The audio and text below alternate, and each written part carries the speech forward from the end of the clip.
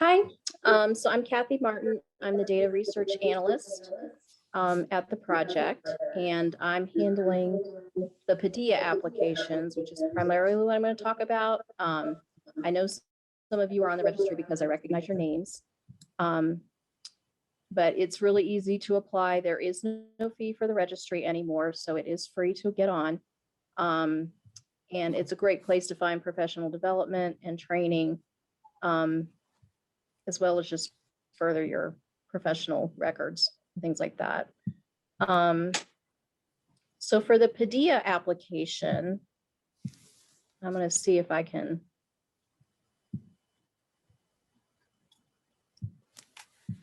pull up.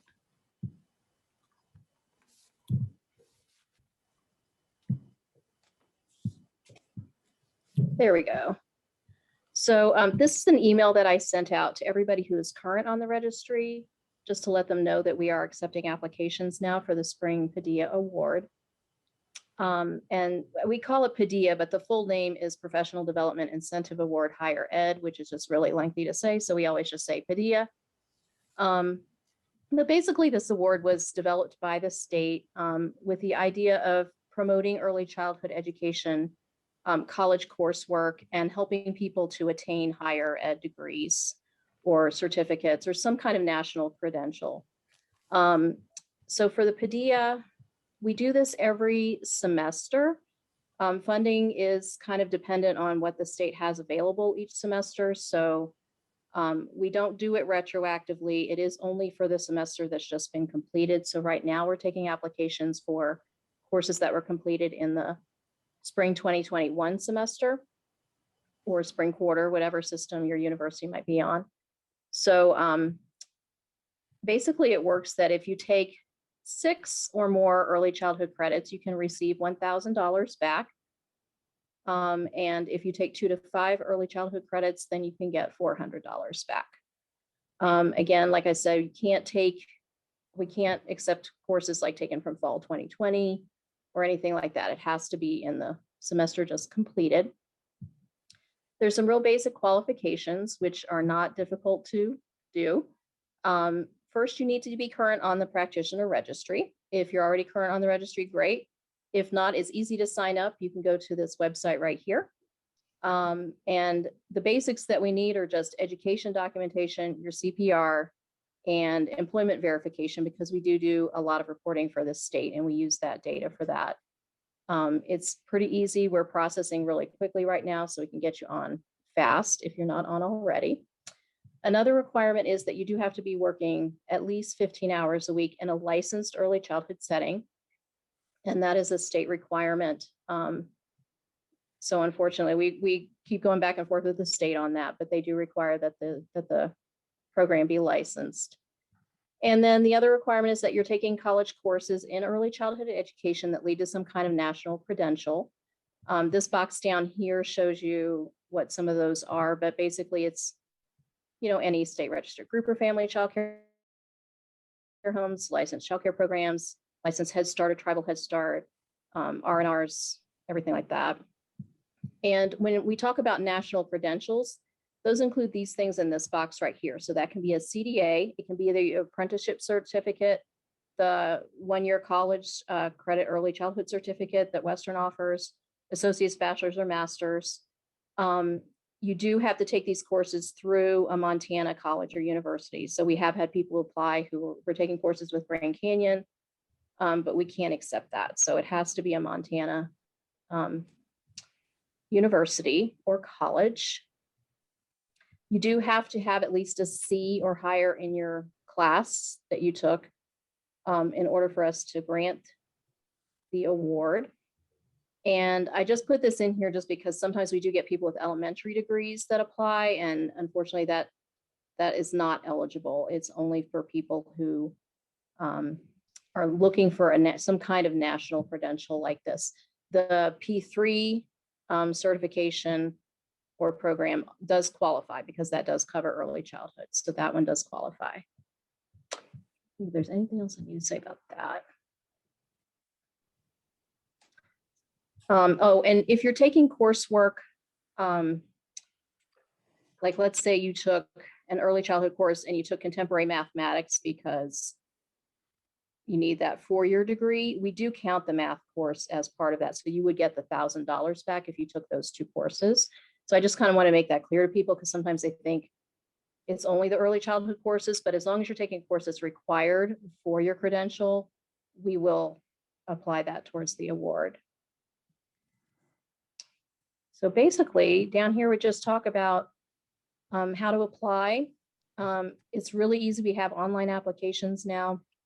Once you're in your account, you would go to the Incentives and Awards tab, which is just right at the top of your account page, and follow directions from there. You would just select the Padilla Award from the drop-down menu and then follow the directions. Basically, we just need a completed transcript with your grade. And then we do ask people to mail the W-9 to our office as soon as they can. And we ask you to mail it just because the W-9 does require your social security number. And so we want to keep that as safe as possible. And we can't guarantee that that happens within our system. So we just ask you to please mail that to us. Right now, applications will be due June 18th. So if you took courses this past semester, you've got plenty of time to apply. And if you've got any questions at all, you can call us at our office, or maybe easiest to reach us by our email right here, ecp@montana.edu, or you can use like this blue icon. And Jen, I can forward a link for this email if you want to forward that to people. I will. You know, that it might be easier because I know I gave you a lot of information right there, and that way you can kind of look through it again on your own. But are there any questions right now about that? If they don't have one, I have a couple. Sure. But I want to wait. Do any of the students have questions? No. I'm having to scroll through to look. Okay. So I have a couple questions. One is, you said they need to send transcripts with their grades. Do unofficial transcripts work? Yes, we do accept unofficial transcripts. We do need to have some information on there, which most unofficial transcripts will contain, but we need to have the name of the university. We need to have your name on the transcript, and that's just to verify that you actually attended the university. And we need to have your major on there so that we can verify that you are working towards early childhood. And then, of course, the completed grades. So that's all at the transcripts, but we're happy to take unofficial ones. They do not need to be official. Okay. Let's pause. Anybody else? I don't want to take all the question time. So I have another question. So some of our students are applying to get on the registry. I did not know that it was free right now. That's great. So if they apply after summer session starts, after their grades start, and they get one, how long does it take after they apply to get onto the registry? But if they apply after the summer session starts, are they still eligible for the Padilla money at the end of summer session? When does summer session end? July 30th. Yeah. Okay. It doesn't take long to get on the registry at all, as long as we have all your documentation. So as long as you stay on top of that, it's pretty quick to get on. We're processing generally within a couple of days if we have everything. If you have transcripts that we need to review, it can take a little bit longer just because those are a little more complicated, but we can get people on quickly. These applications for the spring award are due June 18th. So if you took classes in the spring semester that just ended, you can put those classes in. Probably the summer session, you would have to wait until we start taking applications for the summer Padilla Award. And we probably would put an email out probably sometime around August 1st, maybe the first half of August, and let you know that now we're taking applications for that. So we do offer it every semester as long as the state has enough funding.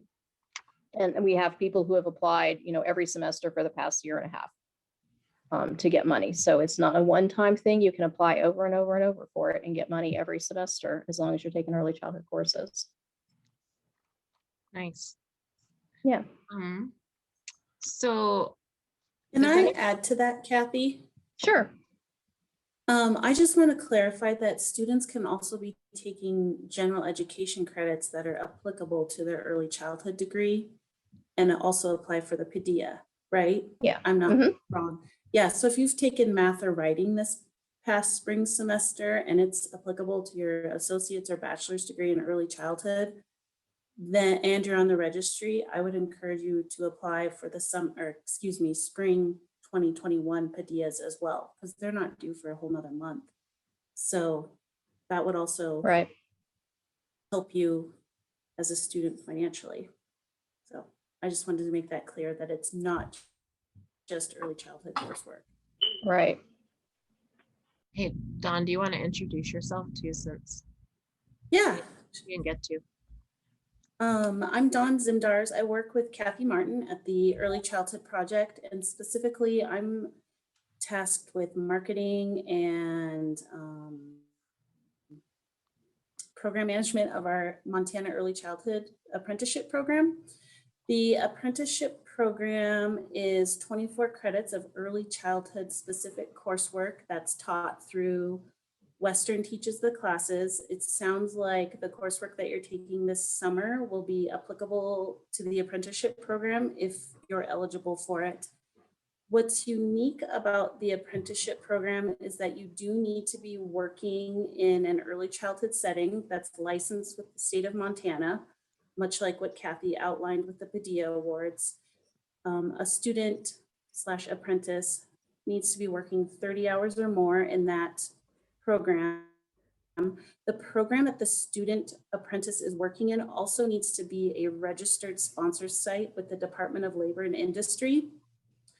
If you're interested in the apprenticeship program and you don't know if your location is an approved sponsor site, we can reach out to the Department of Labor and Industry and find out if they are. And if not, through coordination with myself and the Department of Labor and Industry, we can work on getting that site a registered sponsor location. That way, any more employees that are working there can be eligible for the apprenticeship program. So that's what's kind of unique, is that the apprenticeship program might not be available to everybody, but we can start creating sponsors in your hometown if that's something you're interested in as a student, or maybe you own your own childcare already. Apprentices must complete 4,000 hours of on-the-job training. That's generally completed in 2 years. They need to complete 24 credits of early childhood education coursework. Western teaches those courses online. Those are called the core early childhood classes. The apprentice also works with a mentor that they can choose from their program, or the Early Childhood Project can help them find a mentor as well. The mentor needs to be a level 4 on the registry or higher. And there are stipends for successfully completing your early childhood education coursework and your on-the-job training. The apprentice is eligible for up to $3,000 over the course of their apprenticeship. It just depends on how long it takes them to finish those classes and kind of the sequence they're working through. Generally, our students with Western are completing those in 3 semesters, so it's $1,000 a semester. There's financial incentives for the mentor that the apprentice is working with, and there's also financial incentives for the sponsor program at the end of each semester. So it's a great way to get some incentive funding to help you through your education, and also create mentorship in your program, and also continue on with your degree in early childhood. So a person can also be an apprentice getting stipends in that program and also apply for the PDEA awards at the same time. So that's also another great way to fund your education. I think I can share this quick information sheet here.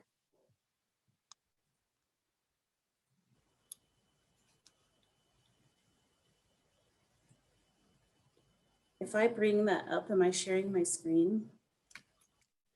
You're not sharing screen right now. No? Oh. Well, I can send this quick info sheet to Jen Sure. about the apprenticeship apprenticeship program. Sorry, a little new with the shared technology. What other questions you have about apprenticeship, if anything? Sure.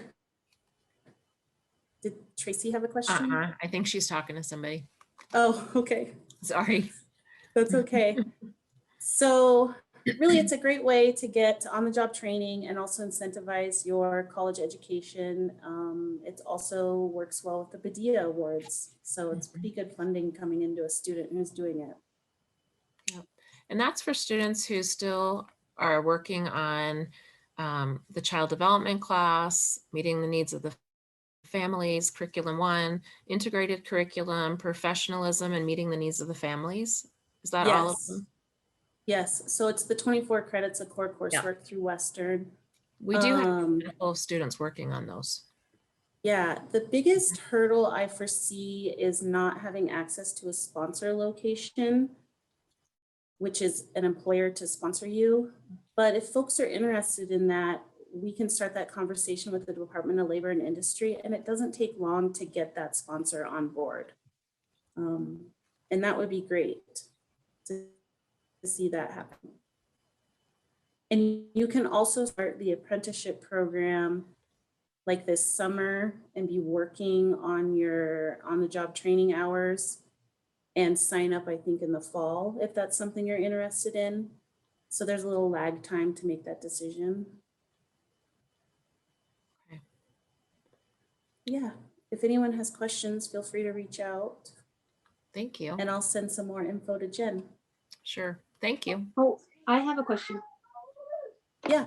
So would like so my daycare is under the school umbrella. Sorry, my kids are fighting in the background. But our daycare is like funded by the school. It goes with the school. Would that count as like sponsored already, or what would we have to do? Potentially, is your school licensed through the state of Montana as a childcare? Yeah. Yeah, the big hurdle would be we got to get your school center as an appropriate sponsor site through the Department of Labor and Industry. And so they'll help set you up as a registered sponsor site. And then in your center, we can help you find a mentor, or potentially if you can't find one, I don't know if Terry's doing that sort of mentorship, if she's interested in that. But that would be a good opportunity for your center. Okay. As Cool. well. Thank you. Awesome. Anybody else have questions for Dawn or Kathy? Jen, there was a question in the chat from, let's see, it was a bit ago now. From Jolene. Jolene, yes. So can we get the stipend for summer session? I assume that's the Padilla stipend. And I would say yes, but I'll let Kathy answer that. Yeah, you just have to wait until we're taking the summer Padilla applications. And we don't typically open those up until we know schools are about to post grades, because we can't process the applications without the grades and the completed transcript. So if you get on the registry, we send those out to everybody who's current and let people know when we're ready to start accepting those summer Padilla applications. Great. Any other questions?